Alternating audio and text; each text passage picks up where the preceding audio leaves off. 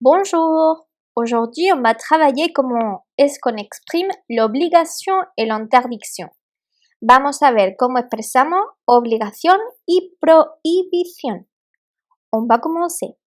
Pour exprimer l'obligation et l'interdiction, on peut utiliser deux structures. Podemos utilizar dos estructuras. Verbe devoir plus infinitif, je dois nettoyer ma chambre, ou il faut plus infinitif, il faut respecter les autres. Podemos utilizar dos estructuras. Verbo devoir, que significa deber, seguido de un infinitivo. Por ejemplo, je dois nettoyer ma chambre, yo debo limpiar mi habitación. O il faut plus infinitif, o il faut, que significa hay que, más infinitivo. Il faut respecter les autres. Hay que respetar a los otros. On va travailler ces structures individuellement. Vamos a trabajar esta estructura una a una. Verbe devoir plus infinitif. Tout d'abord, le verbe devoir est un verbe irrégulier du troisième groupe. El verbo devoir es un verbo del tercer grupo, verbo irregular. Donc, on va les conjuguer. Je dois, tu dois, il, elle, on doit, nous devons, vous devez, il, elles doivent. El verbo devoir es un verbo irregular del tercer grupo y como veis lo vamos a conjugar así. Es importante que nos lo aprendamos de memoria, ¿vale? Como veis, he utilizado dos colores. El rosita nos dice cuáles son las personas que utilizan la misma raíz, D, O, I.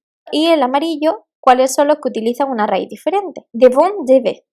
Utiliza una E en lugar de la OI.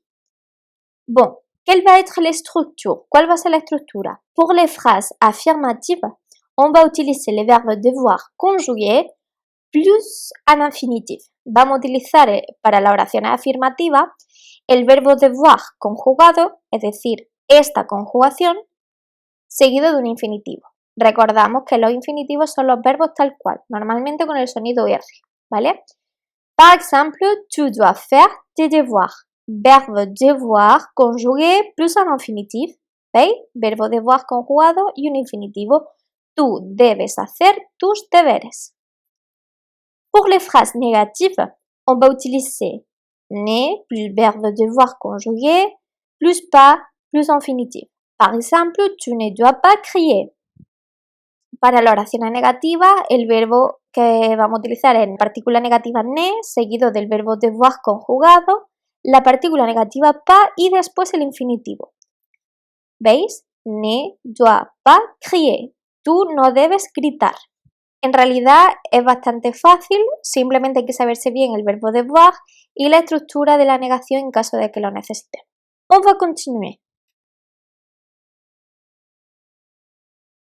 Il faut plus infinitif. La segunda manera en la que nosotros podemos expresar la interdicción y la obligación es avec il faut plus infinitif. Il faut, mientras que teníamos el verbo deber antes, ahora tenemos il faut que se traduce como hay que.